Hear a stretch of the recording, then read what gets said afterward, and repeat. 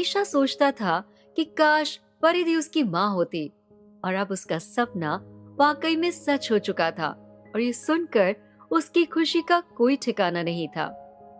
हाँ सच्ची, परिधि ही तुम्हारी और केशव की मम्मी है, प्रताप ने मुस्कुराते हुए कहा।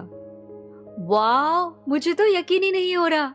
मेरी मम्मी परिधि आंटी, मेरी मम्मी, ये तो सचमुच एकदम औसम है, कौस्तुभ ने एक्साइटेड आवाज में कहा।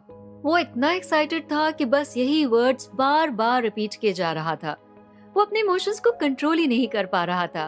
उसे इस बात की बहुत ही ज्यादा खुशी थी, और इस बात से उसके अंदर एक सेटिस्फैक्शन भी था कि परिधि उसकी और केशव की माँ थी। फिर कुछ ही देर में प्रताप और कौस्तुभ रॉय मैंशन पहुंच गए। वहीं दूसरी तरफ ठाकुर निवास में परिधि केशव को सुलाते हुए बस अपने साथ हुए हादसे के बारे में सोच रही थी। आज अगर शिवानी वक्त पर नहीं पहुंचती तो परिधि तो इस दुनिया से जाने ही वाली थी। वो लिटरली मौत को एकदम करीब से देखकर आई थी। फिर उसे अचानक से वो रात भी याद आ गई जब वो प्रताप से शादी न करने के लिए मंडप से भागी थी, और उस वक्त भी उसकी जान जाते जाते बची थी। उस रात भी उसने अपने जीने की उम्मीद खो दी थी, और अगर प्रताप नहीं होता तो शायद परिधि उसी दिन अपनी जान से हाथ धो बैठती। लेकिन उसके मन में ये बात भी चल रही थी कि अचानक से दिशा मैम की किसी मेंबर की उससे कैसे दुश्मनी हो गई। आखिर ब्लू फॉक्स ने बैठे बैठे मुझसे क्यों दुश्मनी पाल ली? भला मैंने उसका क्या बिगाड़ा है? और मैं तो उसे जानती भी नहीं, तो उसके पति को कहां से जानूंगी? उससे मुझसे ऐसी क्या दुश्मनी है जो वो मुझे जान से मारने के लिए पागल हो गई थी? कहीं उसका प्रताप से कोई कनेक्शन तो नहीं? दोनों ही ऐसे सीक्रेट गैंग के मेंबर्स हैं, और क्या पता उनकी कोई दुश्मनी हो जिसकी वजह से वो मुझे मारना चाहती हो। या कहीं वो प्रताप की कोई एक्स गर्लफ्रेंड तो नहीं? लेकिन अगर ऐसा होता तो वो मुझे जरूर बताता। क्या मुझे इसके बारे में प्रताप को बताना चाहिए? नहीं, वो वैसे भी शिफाली आंटी को लेकर परेशान है, और अगर मैंने उसे ये सब बताया तो वो गुस्से में न जाने क्या कुछ कर देगा। लेकिन इस ब्लू फॉक्स के बारे में तो पता लगाना ही पड़ेगा। आई होप शिवानी उसके बारे में कोई इन्फॉर्मेशन निकाल पाए, परिधि ने अपने मन में कहा। यहाँ रॉय मैंशन में मिस्टर रॉय हॉल में बैठकर उन लोगों का इंतजार ही कर रहे थे। वो शिफाली रॉय की हालत के बारे में जानना चाहते थे। वहाँ विश्वजीत और जयदीप भी मौजूद थे। वैसे तो प्रताप के खौफ से बचने के लिए वो वहाँ से जाना तो चाहते थे, लेकिन प्रताप के गार्ड्स ने उन दोनों के एग्जिट को ब्लॉक कर रखा था, और उन दोनों के पास वहाँ रुकने के अलावा और कोई ऑप्शन नहीं था। डर के मारे दोनों बस अपने हाथ मल रहे थे और अपने कदम आगे पीछे कर रहे थे। वो घर से बाहर तो क्या, हॉल से भी नहीं हिल पा रहे थे। शंकर, तुम पापा को लेकर उनके कमरे में क्यों नहीं चले जाते? बेचारे कब से ऐसे बैठे बैठे थक गए होंगे।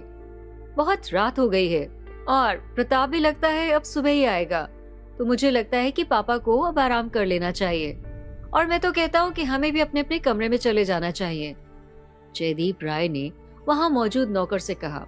उन्हें लगा था कि जब प्रताप हॉल में किसी को नहीं पाएगा तो शायद आज के दिन तो उनकी जान को थोड़ी राहत मिलती, पर वो ये भी जानते थे कि इसकी पॉसिबिलिटी बहुत कम थी। ये आप क्या बेवकूफी भरी बातें कर रहे हैं? आपका दिमाग तो ठीक है ना? दादाजी सिर्फ प्रताप की बात मानते हैं, और जब तक वो उन्हें नहीं कहेगा वो अपने कमरे में नहीं जाएंगे। और हम तो ये भी नहीं जानते कि प्रताप किस मूड में घर में घुसेगा, विश्वजीत ने जयदीप से फुसफुसाते हुए कहा।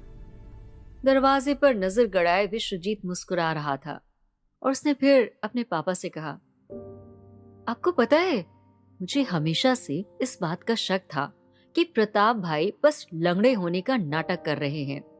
मैंने डॉक्टर से कहकर इस बात को कंफर्म करवाने की कोशिश भी की थी, पर डॉक्टर कुछ भी नहीं बता पाया था। अब मैं समझा, प्रताप भाई इसे अपने हुक्म के इक्के की तरह हमारे खिलाफ इस्तेमाल करना चाहते थे। मानना पड़ेगा, बड़ी सोची समझी चाल चली है भाई ने।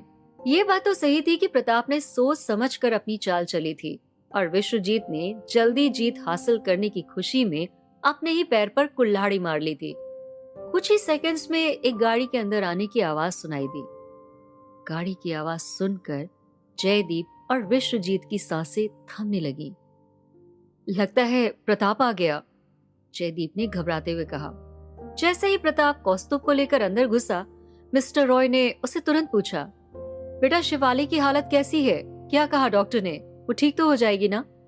माँ को अभी होश नहीं आया है, पर वो अब खतरे से बाहर है। और आप इतनी देर तक क्यों जगे हैं?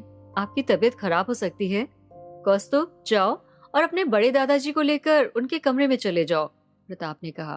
फिर वो नीचे झुका और उसने फुसफुसाते हुए कौस्तुभ से कहा, आप, जब मैंने तुम्हें सबके सामने अपना बेटा माना है, तो तुम्हें भी वैसे ही पेश आना है, ठीक है? ओके पापा। चलिए बड़े दादाजी, मैं आपको आपके कमरे में लेकर चलता हूँ, कौस्तुभ ने कहा।